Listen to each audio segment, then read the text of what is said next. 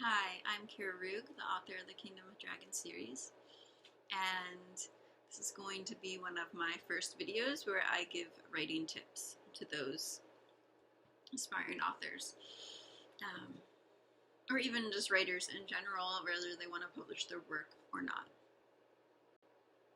Today, I want to talk about showing versus telling, and why you should show instead of tell as often as you can.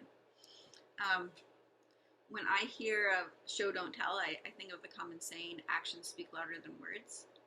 If you as an author just tell me your character is selfless and brave, I'm not going to believe it as much as I would if you've shown it to me. If I've seen your character offer their last piece of bread to a starving invalid, or risk their life to save a stranger, or what have you. Not to mention in this day and age where we're so used to screens, instantaneous gratification, and so forth. Not saying that's a good thing, of course, but a reality nonetheless. You're going to have a hard time keeping a reader of our generation engaged with a lot of telling. At least that's how I feel. So, like, if you want to reach readers, and I feel like nowadays, if you want to sell, if you want to reach readers, you really want to do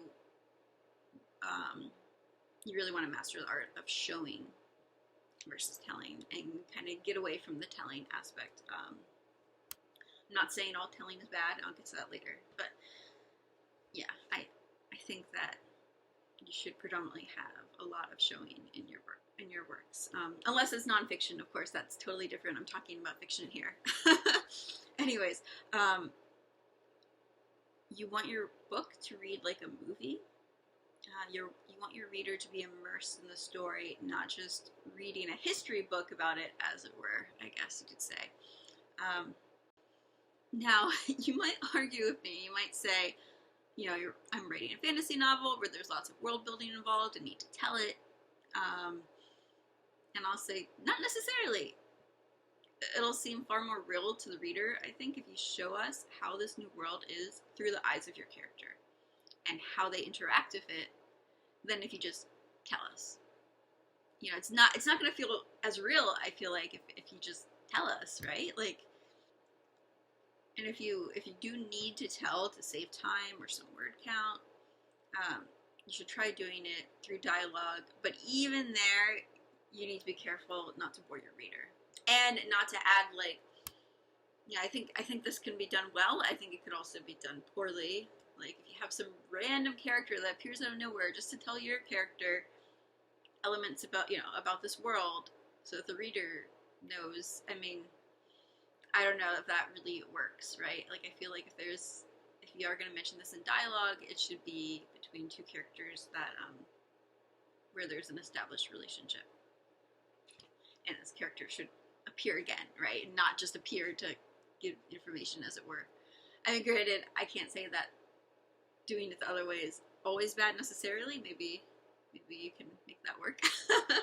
But you don't want just like these characters there just to serve that purpose, if you know what I'm trying to say. I don't know if I'm making sense. I'm certainly not saying books that have a lot of telling are poorly written.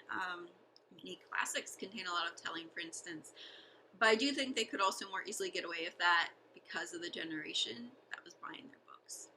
I really do feel like this generation needs a movie in text, I guess you could say. We're just, it's a lot of info dumping, a lot of telling. It's boring to a lot of people now. A lot of people don't have patience for that anymore. So I think it's harder to get away with now than it was previously. Also, one of the benefits of fiction from a virtue teaching standpoint is that it can show the reader through the eyes of the character the consequences of sin.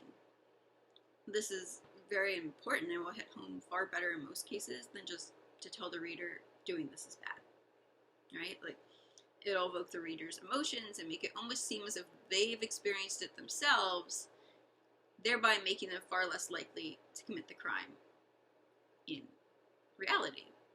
At least you would think, right? Like, if they've lived through footsteps of this character and had their heart kind of tugged on by this character, and then they see this character do this bad thing, and then there's a consequence for it, I think that hits home far better than just being told, oh, to do this thing is bad, right?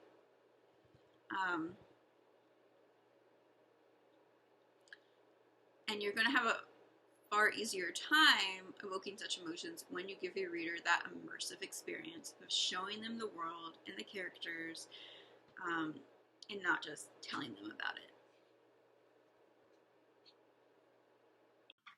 Sorry, my 3-year-old decided to come up here and play. In the middle of this video, of course. Anyways,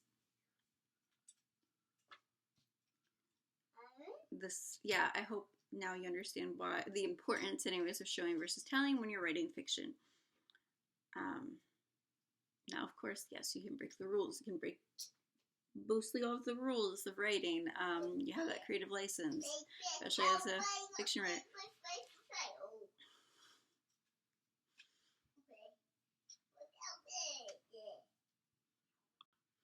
Anyways, let me know if you want to make, let me know if you want me to make a video giving examples of showing and telling, and or how to convert a lot of telling into showing.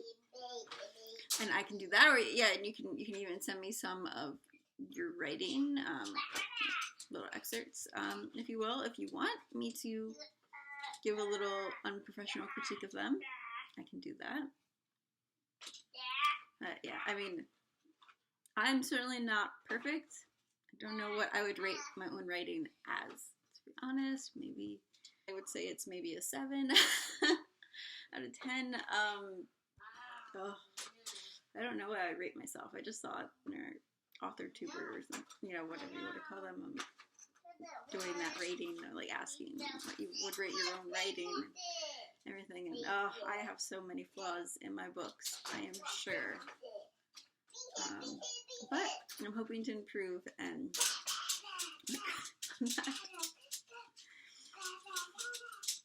yes, I haven't gone into the motherhood videos, but at least you've gotten some immersion into my little, or yeah, gotten a feel maybe of motherhood from these ones too.